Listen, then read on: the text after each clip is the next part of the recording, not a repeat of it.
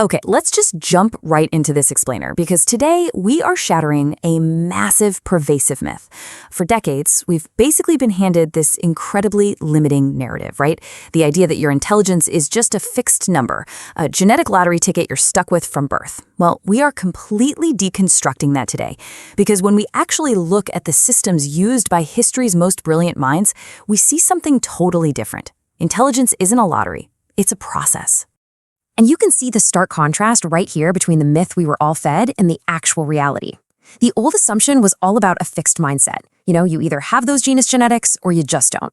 But modern neuroscience and historical records actually reveal a really empowering truth. Intelligence is incredibly malleable. It is actively reshaped and strengthened through really specific daily habits that literally alter how your brain physically works. How cool is that? Seriously, to prove this, just look at the early lives of these absolute historical giants. Albert Einstein, literally the universal symbol of genius, was actually considered astonishingly slow by his teachers. Crazy, right? Then you have Charles Darwin, an entirely average student who absolutely despised rote memorization. And Thomas Edison, he was actually expelled from school and explicitly labeled as unteachable. So yeah, their starting lines looked entirely unimpressive to the traditional systems around them. So that brings us to a really crucial question. If it wasn't their genetics, and it certainly wasn't their schools, what on earth actually changed for them? Well, the answer is that they unconsciously adopted habits that forcefully upgraded their cognitive capabilities way before modern neuroscience even existed to explain why it was working. So here is our roadmap for this explainer. This is the precise four-phase system we're going to break down so you can rewire your own mind. First, we'll look at embracing productive discomfort. Second, thinking outside the brain. Third, memory and mental recovery. And finally, building your intelligence system. Let's get into it. Moving right into phase 1, embrace productive discomfort. This is all about active processing and how the brain actually requires internal friction to grow. Now, most of us probably think intelligence grows by constantly consuming more and more inputs, right? More podcasts, more articles, more videos. But it turns out the brain actually becomes smarter when it is forced to think without any input at all. Doing this triggers something called the default mode network. This is basically your brain's engine for abstract thinking and deep insight. Think about it. When Einstein was imagining chasing a beam of light, he wasn't sitting there doing math on a chalkboard. He was walking outside, alone, for hours. Absolutely no inputs, just pure thought, forging completely new creative pathways. And that brings us directly to smart habit number 1, the daily thinking walk. This means 0 inputs, no phone, no music, no podcasts, just you and your thoughts. Now, I'm going to be honest with you. At first, it's going to feel profoundly boring, maybe even a little uncomfortable, but you have to push through that friction. Because that initial discomfort you feel, that is literally the physical sensation of your intelligence growing, which introduces a really critical concept called productive struggle. It turns out, brilliant minds deliberately delay seeking help. Your brain actually gets stronger exactly in those moments when it tries, fails, adjusts, and retries.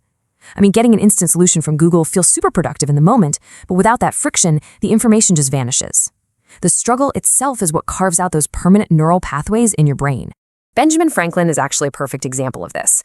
He had a clear, replicable procedure for forcing his brain into this exact kind of friction. He wouldn't just sit and passively read an essay. Oh no, he would read it, hide it away, and then force himself to rewrite the whole thing purely from memory. Only after really grappling with the logic would he compare his version to the original.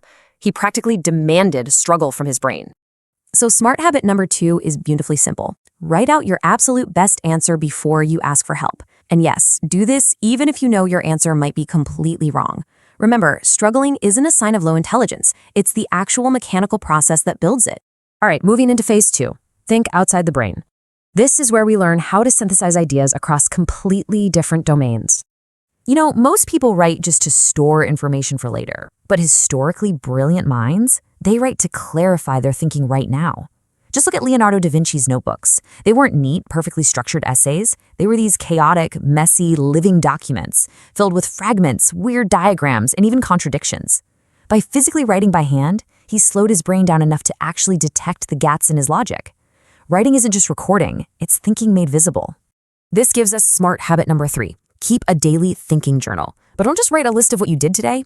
Actually interrogate your own mind. Ask yourself things like, what do I actually understand today? And what confused me? Your intelligence really flourishes when your thoughts are rigorously examined rather than just passively collected. As you start clarifying your thinking like this, you develop what's known as transfer intelligence. And guys, this is a massive cognitive leap. It's basically the capacity to take a concept you learned in one domain and seamlessly apply it to a totally novel situation in a completely different domain. It's exactly why polymaths like Aristotle and Da Vinci possess such incredibly high fluid intelligence. The billionaire investor Charlie Munger perfectly applied this concept in the modern era with what he called his latticework of mental models. See, he didn't just study finance. He studied physics to understand cause and effect, biology to understand adaptation, and psychology to spot cognitive biases. By linking all these entirely different concepts together, his brain became remarkably flexible, allowing him to evaluate any problem from multiple simultaneous angles. So I want to challenge you to adopt smart habit number 4. Every single week, deliberately learn one new conceptual idea that is completely outside of your professional field. It doesn't even have to be a deep dive. You're just giving your brain the raw materials it needs to start making those unexpected, brilliant connections.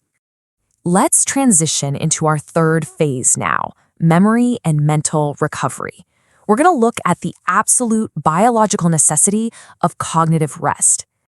A lot of times, memory is treated as something totally separate from intelligence, but it is deeply foundational. Take Nikola Tesla, for instance. He actively trained his memory to visualize complex machines, physically rotate them in his mind, and run entire tests before he ever even built a physical prototype. And modern MRI studies actually confirm why this works. Practicing deep visualization doesn't just store facts, it physically reorganizes your brain into denser, much faster neural networks. Which brings us to smart habit number 5. Always recall before you review. Seriously, stop passively rereading your notes. Instead, force yourself to explain the ideas out loud or even teach them to someone else entirely from memory. Having an exceptional memory isn't magic. It's a highly trainable foundational skill. Now look at Charles Darwin's daily schedule here. This completely destroys modern hustle culture. The man who literally revolutionized our understanding of biology spent only about 4 to 5 hours a day engaged in deep, focused work.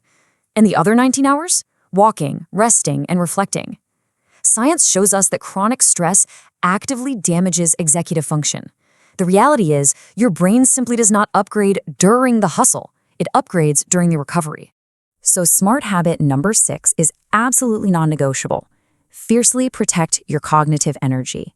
You need to prioritize deep sleep, move your body daily for blood flow, and critically, allow yourself to be bored.